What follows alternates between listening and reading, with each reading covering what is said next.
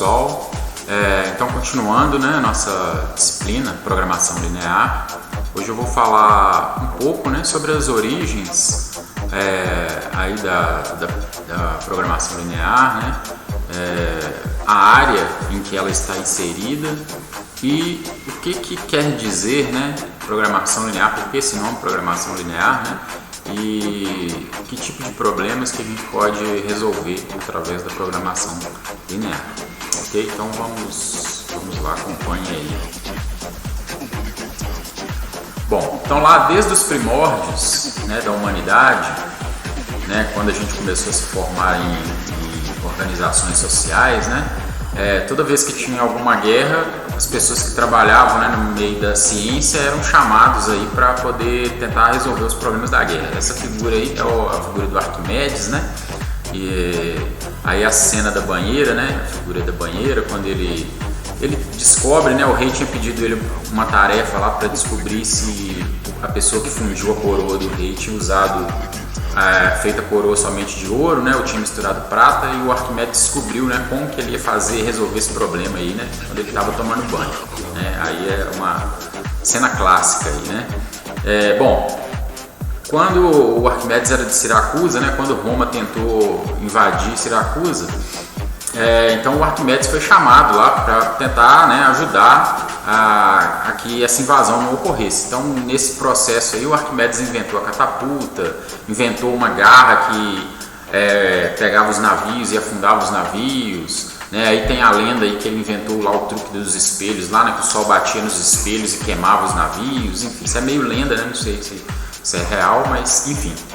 Então, sempre teve, né, essa questão aí da guerra e a ciência, certo? Aí por que eu estou falando isso? Porque a origem do termo, né, da área onde se insere a programação linear, né, que é a programação linear, ela está dentro de uma área que chama pesquisa operacional, né? Então, esse termo pesquisa operacional, né, ele foi usado pela primeira vez, né, para designar lá os estudos, né, estratégicos e táticos decorrentes de operações militares. Aí alguns dos termos, né, Operational Research na Inglaterra, Operations Research nos Estados Unidos, investigação operacional em Portugal e investigação operativa, né, em países hispânicos.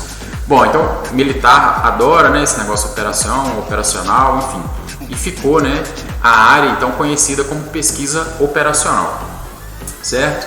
Então o termo ele surgiu durante a Segunda Guerra, né?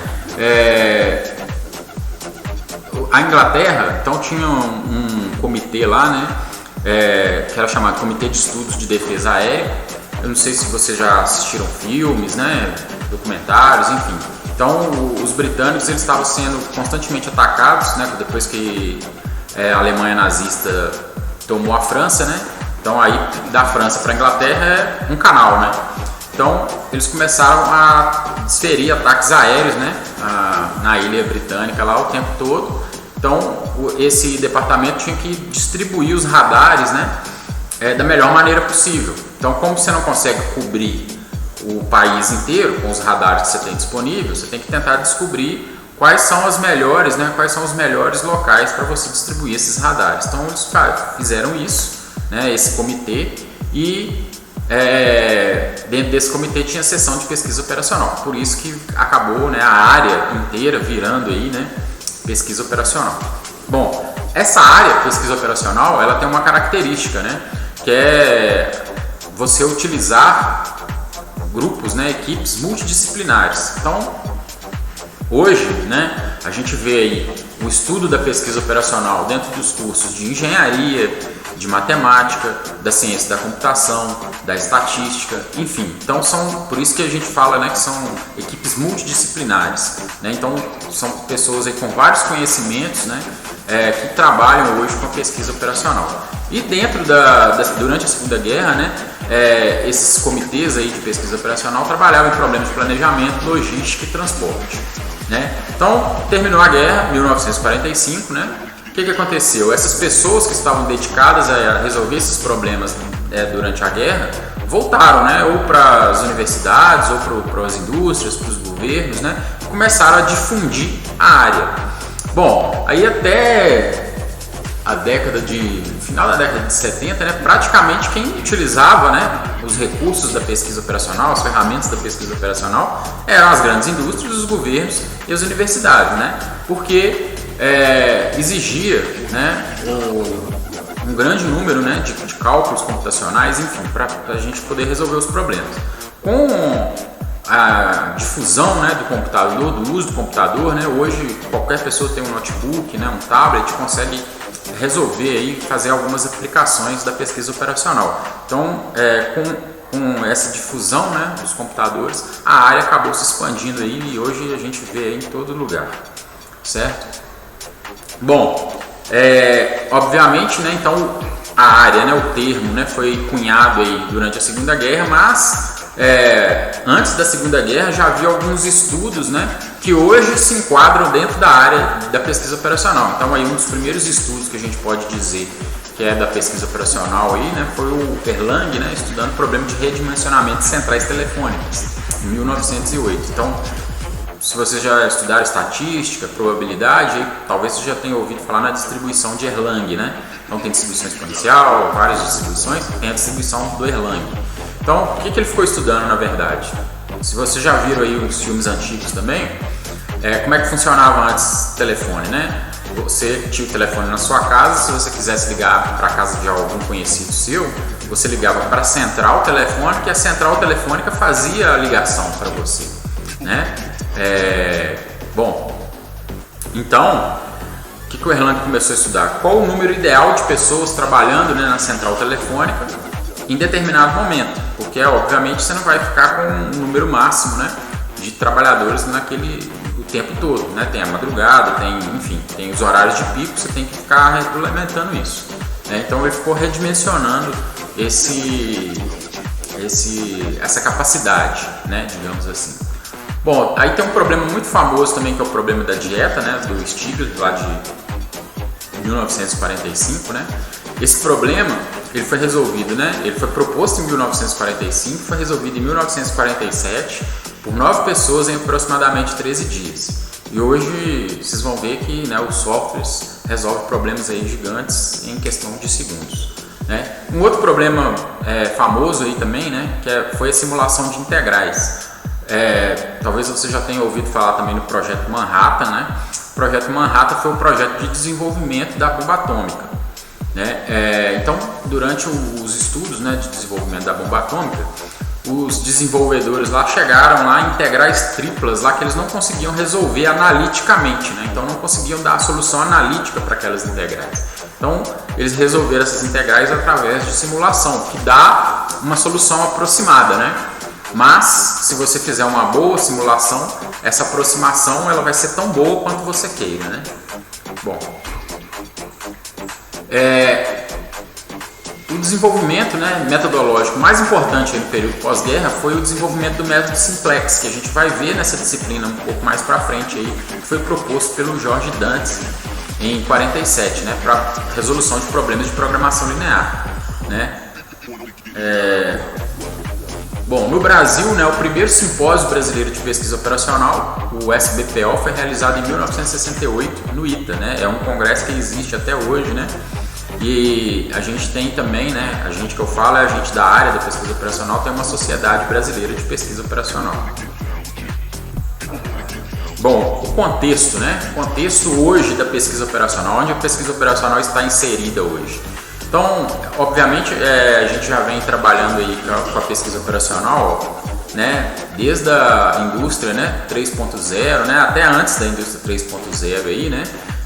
Como falei, o Erlang lá em 1908 já estava trabalhando com a pesquisa operacional, mesmo que não tivesse esse nome, né? Mas hoje, provavelmente você já deve ter ouvido falar também na questão da indústria 4.0, né? Que são, né, a internet das coisas, inteligência artificial, big data, enfim, né? E onde a pesquisa operacional se insere aí, né? Na verdade, então, quando você vai trabalhar com a indústria 4.0, você tem um grande conjunto de dados, né? A ideia é que as próprias máquinas, né, tomem as decisões de quanto, por exemplo, de quanto vai produzir, de como que vai produzir, enfim. Mas para isso a gente precisa criar os modelos, né?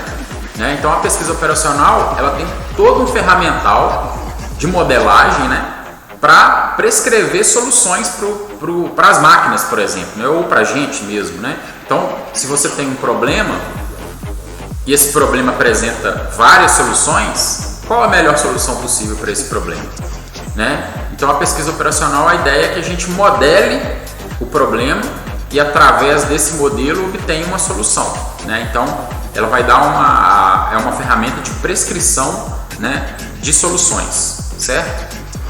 E quais são essas ferramentas, né? Então, como eu falei, basicamente a pesquisa operacional a gente vai trabalhar com experimentação com modelos, né? E aí a gente pode dividir esses modelos em dois tipos de modelos: modelos de otimização e modelos de simulação. E no nosso curso, né, no nosso departamento de engenharia de produção, a gente tem um conjunto aí de disciplinas, né, que oferece todo um ferramental para a gente trabalhar com a pesquisa operacional, né? Então, dentro dos modelos de otimização, a gente tem aí a programação linear, que é essa disciplina que a gente está fazendo agora, né? Aí, para os alunos da engenharia de produção, a gente tem mais uma disciplina obrigatória, que é a otimização combinatória, né? E temos aí na área de otimização 3 disciplinas eletivas, que é a otimização de sistemas de grande porte, otimização em redes e heurísticas e metaheurísticas, né? E também temos os modelos aí de simulação, que para a produção também é obrigatório, hoje está no 10º período, que é a simulação a eventos discretos, né? Para os outros cursos, a programação linear é obrigatória para o curso de sistemas e todas essas disciplinas são eletivas para todos os outros cursos, né? De vez em quando alguns alunos da computação, da elétrica aparecem aí para fazer programação linear e otimização combinatória também. Bom, o que é a otimização, né? Então, a otimização é a área, né, da pesquisa operacional que trata da melhor utilização dos recursos, que geralmente os recursos são escassos, né? A gente não tem recursos infinitos. Então, a gente vai utilizar de acordo com uma certa função de avaliação, que a gente chama de função objetivo. Então, essa função de avaliação é o que a gente vai querer melhorar, né? Ou seja, minimizar ou maximizar. Minimizar no caso de custo e maximizar no caso de lucro. Então, geralmente, na otimização, a gente trabalha com modelos, né, que a gente chama de modelos determinísticos. Então, as informações relevantes do problema, né, são assumidas como conhecidas, ou seja, eu não tenho certeza, eu não trabalho com probabilidades dentro da otimização. Hoje, tem uma área, né, que é otimização robusta, otimização estocástica, que a gente trabalha com variáveis aleatórias, por exemplo, né, dentro de uma distribuição, dentro de um certo grau de incerteza, existe toda uma área de otimização, mas dentro da programação linear, propriamente dita, a gente não trabalha, né, dentro dessa disciplina, a gente considera que todas as informações são conhecidas, são fixas, né? Então não existe probabilidade. Então, algumas aplicações típicas aí da otimização, né? A gente tem problemas de mistura de minérios, né? Então tem minério com várias pilhas de minério com várias características e quero fazer um blend com uma característica com uma determinada qualidade. Cada pilha tem um preço. Qual a mistura de custo mínimo? Roteirização de veículos. Então, eu tenho, por exemplo, um supermercado tem que fazer várias entregas na cidade durante o dia. Então, qual a melhor rota que o caminhão deve seguir para minimizar a distância, minimizar o combustível, minimizar o custo? Programação de horários em escolas. Qual a melhor programação que vai atender melhor os alunos, que vai atender melhor os professores, né? Escala de motoristas. Como fazer a escala de motoristas para você não precisar que os motoristas façam hora extra, para você minimizar a quantidade de motoristas que você precisa. Sequenciamento de produção. Então, por exemplo, você vai fazer uma sequência em uma máquina, imagina que você tem várias tarefas que você vai passar por uma máquina. Obviamente que cada tarefa que você vai fazer, vamos imaginar que são vários produtos, cada tarefa é um produto, né? Você tem que modificar a máquina, né, de acordo com o produto que você vai fazer. E aí você tem um tempo de setup, né, que é de ajustar a máquina para aquele produto. E aí esse tempo de setup ele pode variar, né? Vamos imaginar uma fábrica de tinta. Então, se eu passei a tinta preta na máquina, se eu for passar a tinta branca logo depois da tinta preta, o tempo de setup de ajustar aquela máquina é muito maior, porque, né, senão a qualidade da tinta branca não vai ser a mesma, né? Então, se você alterar a ordem dos produtos, o seu tempo total de produção ele diminui, né? Então, dependendo da sequência, você tem uma sequência que é melhor do que a outra. Então, qual a melhor sequência? Tabela de jogos. Por exemplo, Campeonato Brasileiro. Né? Então, você fazer uma tabela para minimizar o tanto que os times vão viajar, né? Você vai gastar menos, né? Vai desgastar menos os jogadores. Você tentar equilibrar, né, a distância que cada time percorre, você deixa o campeonato mais equilibrado, enfim, balanceamento de fluxo em linha de produção, etc. Né? Uma série de problemas aí que a gente consegue resolver com modelos de otimização. Bom, a programação linear propriamente dita, né? Então, geralmente quando a gente vai trabalhar com um problema de programação linear, a gente tem uma formulação algébrica. O que é essa formulação algébrica, né? Então eu tenho uma função, né, uma f de x, que eu quero minimizar ou quero maximizar, né? Quero encontrar o mínimo ou quero encontrar o máximo dessa função. Então essa função, né, vai ser uma soma aí de x, né, que eu vou chamar ela de variável de decisão. Cada x vai ter um custo ou um benefício, né? E essa função objetivo que eu quero otimizar, ela vai estar sujeita a um conjunto de restrições.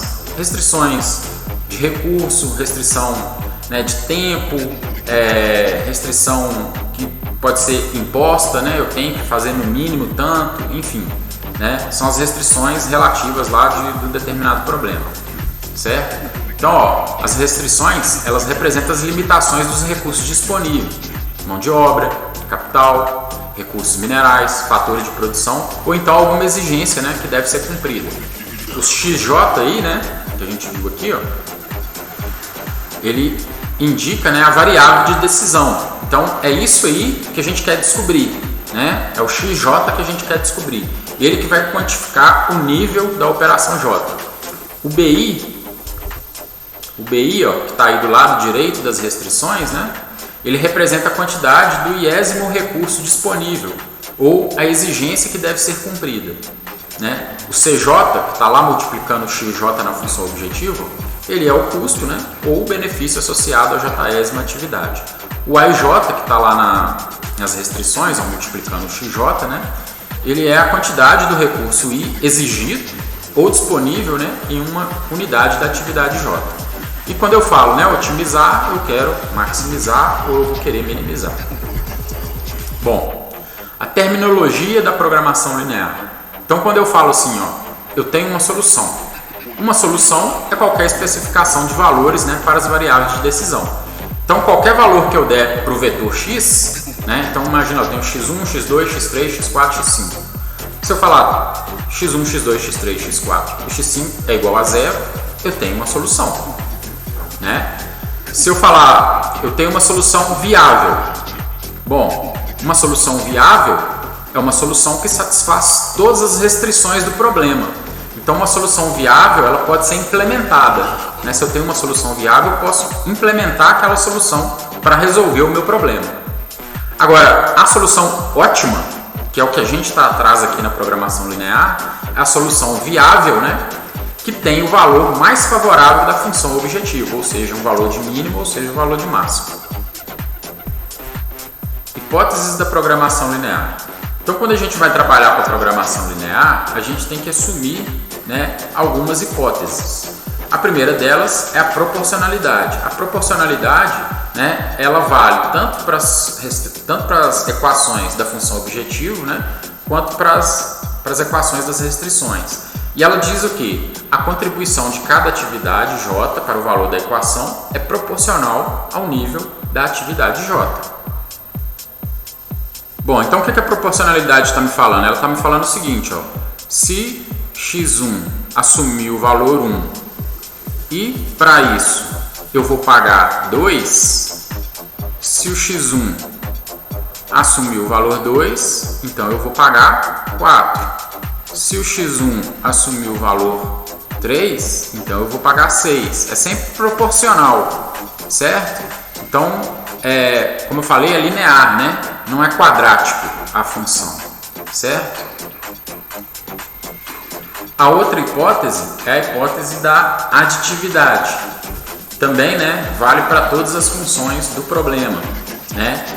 As funções do modelo de programação linear são a soma das contribuições individuais das respectivas atividades. Isso indica, né, que não é possível o aparecimento do termo, por exemplo, né, x1 vezes x2, x1 ao quadrado, x1 dividido por x2, raiz de x2, enfim, só são possíveis termos, né, lineares, certo? Um exemplo, ó, a gente pode ver aqui no gráfico, nesse gráfico aqui, ó. Vamos imaginar que eu tenho a seguinte equação, né? X1 mais x2 é igual a 8. Então eu vou ter essa reta aqui, ó, certo? Se eu tiver uma outra equação linear, por exemplo, x1 menos 3x2 igual a 2, eu vou ter essa outra reta aqui, ó. Agora, por exemplo, se eu tenho uma função x1 vezes x2 igual a 4, olha só, né? Deixa eu apagar as duas retas aqui, ó. Reparem que eu não tenho mais uma linha, né? Não tenho mais uma reta, agora eu tenho duas curvas aqui, ó, certo? Isso faz com que esse problema não seja mais linear, né? Então, todos os problemas lineares, eles vão acabar formando retas, né? Planos, hiperplanos, né? Se eu tiver mais de 3 variáveis, enfim. Esse tipo de equação caracteriza que o problema é não linear. Bom, existem problemas em que, né, eu tenho que resolver alguma coisa que seja não linear. Existem problemas de otimização com variáveis não lineares, com equações não lineares, enfim, existem. Só que aí é outra área, né, outra disciplina, digamos assim, né? Na programação linear a gente só vai trabalhar com modelos lineares. Então a gente só vai aceitar somas e subtrações entre as variáveis de decisão, ok?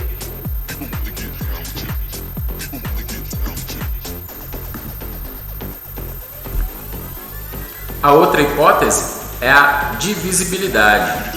O que significa divisibilidade? Que as variáveis de decisão no modelo de programação linear podem ter quaisquer valores, né? Incluindo valores não inteiros, desde que satisfaça as restrições funcionais e as condições de não negatividade. Então, por exemplo, eu posso ter uma solução onde x é igual a 1, posso ter uma solução onde x é igual a 1,0001, por exemplo, né? Bom, existem problemas onde as variáveis só assumem valores inteiros? Existem, mas dentro da programação linear, o nosso foco são problemas, né? As técnicas que a gente vai ver aqui, né? O simplex, né? Ele vai funcionar, a ideia é que ele funciona para problemas que aceitam que as variáveis sejam divisíveis, né? Existem técnicas para resolver problemas também, né? Quando as variáveis só assumem valores inteiros, mas não é nosso foco aqui. A outra hipótese é a certeza, né? O que quer dizer a certeza?